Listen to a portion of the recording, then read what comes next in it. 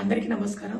ఈరోజు మనం mutual fund, stock market and bank FD వీటి కంపారిజన్ని మనం మాట్లాడుకుందాం. మనం మ్యూచువల్ ఫండ్లో ఇన్వెస్ట్మెంట్ చేసినప్పుడు డైవర్సిఫికేషన్ అనేది ఉంటుందండి. ఒక ఫండ్లో మనం ఇన్వెస్ట్మెంట్ చేసినప్పుడు ఒక ప్యారకి ఫ్లెక్సీ క్యాప్ తీసుకున్నప్పుడు అందులో 219 హోల్డింగ్స్ ఉంటాయండి. అంటే ఆ ఫండ్ అనేది 219 స్టాక్స్ లో ఇన్వెస్ట్మెంట్ చేస్తూ ఉంటుంది. అంటే వైడర్ డైవర్సిఫికేషన్ అనేది ఉంటుంది. అదే మనం బ్యాంక్ ఎఫ్డీలో చేసినప్పుడు ఒకే ఒక ఫండ్లో మనం బ్యాంక్ ఎఫ్డీ అనేది చేస్తూ ఉంటాం. అలాగే మనం స్టాక్లో ఇన్వెస్ట్మెంట్ చేసినప్పుడు కూడా ఒకే ఒక కంపెనీలో ఇన్వెస్ట్మెంట్ చేస్తూ ఉంటామండి. సో ఇంకోటి వచ్చేసి లిక్విడిటీ. అంటే మనం మ్యూచువల్ ఫండ్లో ఇన్వెస్ట్మెంట్ చేసినప్పుడు మన యూనిట్స్ని మనకు అవసరాలకు తగ్గట్టుగా మనం సెల్ చేసుకోవచ్చు. అంటే యూనిట్స్ని సెల్ చేస్తే మన అకౌంట్లోకి ఒక 2 to 3 వర్కింగ్ డేస్లో మన అకౌంట్లోకి మనీ వచ్చేస్తూ ఉంటాయి. దీంట్లో కూడా లిక్విడిటీ అనేది హైలో ఉంటుంది. బ్యాంక్ ఎఫ్డీలో కూడా లిక్విడిటీ అనేది చాలా హైలో ఉంటుంది. మన యాజ్ పర్ రిక్వైర్మెంట్ మనం విత్డ్రా చేసుకోవచ్చు.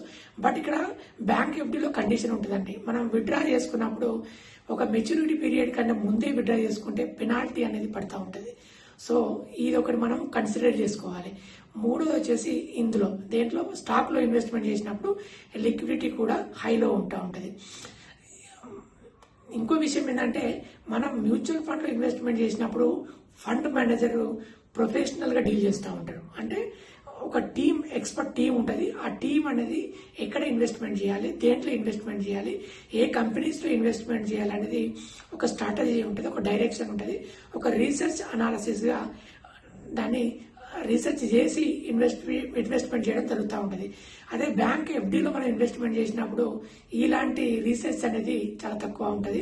స్టాక్స్లో ఇన్వెస్ట్మెంట్ చేసినప్పుడు ఒకే ఒక కంపెనీ లేదంటే మనం ఏది రీసెర్చ్ చేయకుండానే ఈ రోజులలో ఇన్వెస్ట్మెంట్ చేయడం అనేది జరుగుతూ ఉన్నది.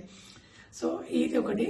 తర్వాత మనం ఈ రిస్క్ గురించి మాట్లాడుకున్నట్టంటే మ్యూచువల్ ఫండ్లో ఇన్వెస్ట్మెంట్ చేసినప్పుడు రిస్క్ అనేది మోడరేట్గా ఉంటుందండి.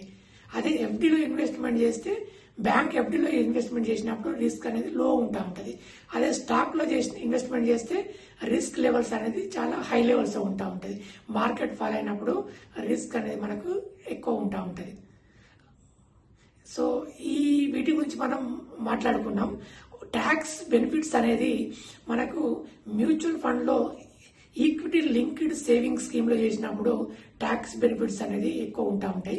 అదే ఎఫ్డీలో ఇన్వెస్ట్మెంట్ చేస్తే ట్యాక్స్ బెనిఫిట్స్ అనేది ఎక్కువ ఉండకపోవచ్చు. ఎందుకంటే ఇంట్రెస్ట్ మనం గెయిన్ చేస్తాం కదా, వాటి మీద కూడా ట్యాక్స్ అనేది ఉంటుంది. స్టాక్స్లో ఇన్వెస్ట్మెంట్ చేసినప్పుడు కూడా ట్యాక్స్ బెనిఫిట్స్ కూడా ఎక్కువగా ఉండకపోవచ్చు. సో ఇది అండి ఈరోజుకు. సో మన ఛానల్ని సబ్స్క్రైబ్ చేయండి. Thank you so much.